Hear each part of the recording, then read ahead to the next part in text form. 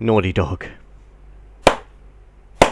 You did it again. G'day guys, how's it bloody going? And welcome to MAT5 Reviews. The Last of Us DLC Left Behind. Just in case you happen to have been living under a rock in 2013, The Last of Us was a PlayStation 3 exclusive post-apocalyptic action-adventure game developed by Naughty Dog, the same guys behind the Uncharted games. Though The Last of Us didn't have those epic, explosive, set pieces that the Uncharted games have, it did amaze us still with the amazing story, characters, and the unique, tense survival action gameplay. And pretty much because of this, it was Game of the Year last year, to no surprise. I mean, it was my Game of the Year. If you watched my video of my game, music, and movie of the year, it was my Game of the Year. It was amazing. And now fast forward to 2014, and the first and only DLC for The Last of Us, Left Behind, has finally been released. Okay, I'm going to try my best not to spoil anything when it comes to this DLC, but I'm afraid I won't be able to say the same for the main game, The Last of Us.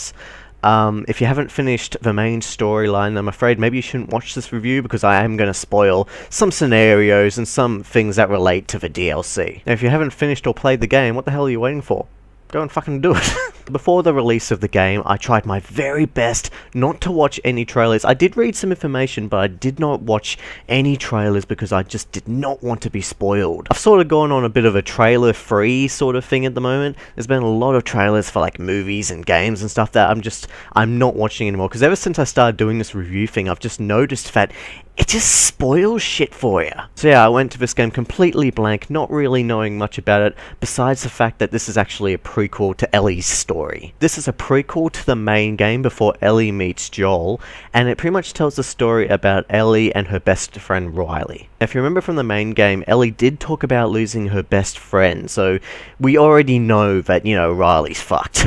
Sorry if that's a major spoiler, but it's already been told in the main story, so we know what's going to happen. Now, before the release, I thought to myself, since this is a prequel back before Ellie met Joel and Joel taught her how to be a complete badass, how are they going to incorporate action and stuff into this DLC? So what Naughty Dog brilliantly did was split up the game into two different storylines. So the first timeline in the game is the prequel where Ellie and Riley are exploring an abandoned shopping mall. And the second storyline, which I didn't see coming, is taking place after Joel gets impaled at the university and he gets badly injured, and you get to play as Ellie as she ironically explores a bandit and infected-filled shopping mall. So throughout the DLC, the storylines actually jump backwards and forwards.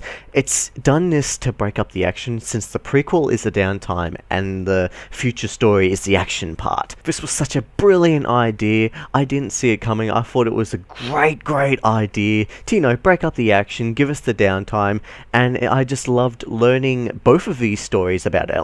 I loved knowing that, gap in the main story where she had to find supplies for him. It's very interesting, and the prequel is also very, very interesting. And not to mention a lot of fun, of course. So the whole DLC is pretty much those two storylines, which take around 2 to 3 hours to complete, depending on your skill level. So that's enough about the story and everything. Let's move on to the pros and cons. Starting with the pros. I tell you what, to get the pros over and done with pretty quickly, this is just as amazing as the main game. It's as simple as that. Everything that's amazing and brilliant about the main game is in this DLC. And what I mean by this is, amazing characters, amazingly, well-acted characters and voice acting.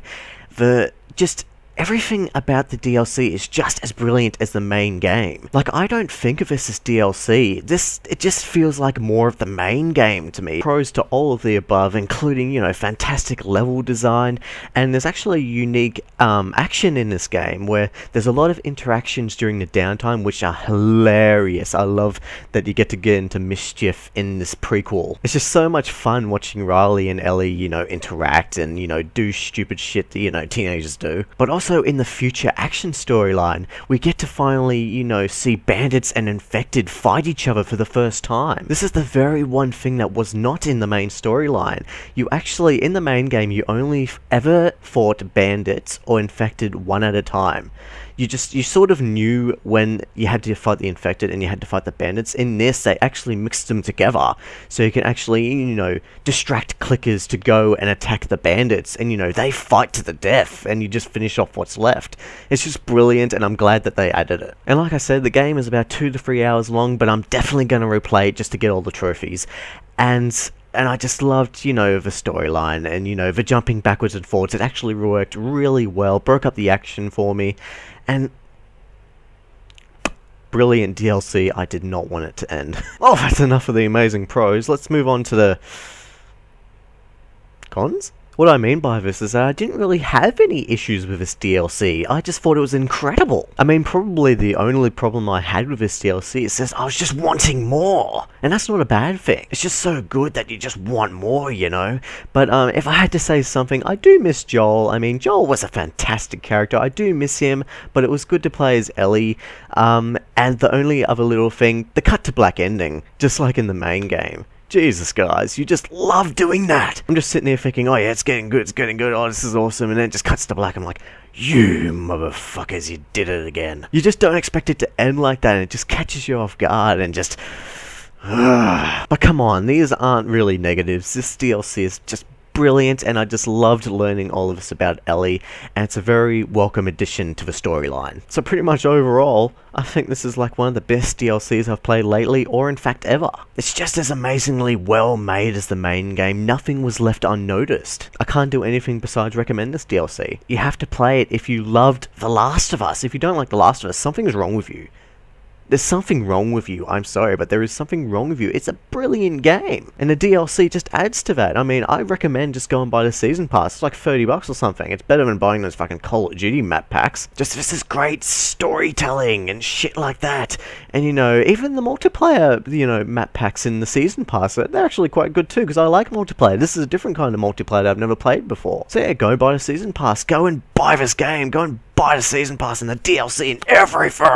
Now all I can do now is wait for the next multiplayer DLC that comes out, but after that, Naughty Dog, sequel.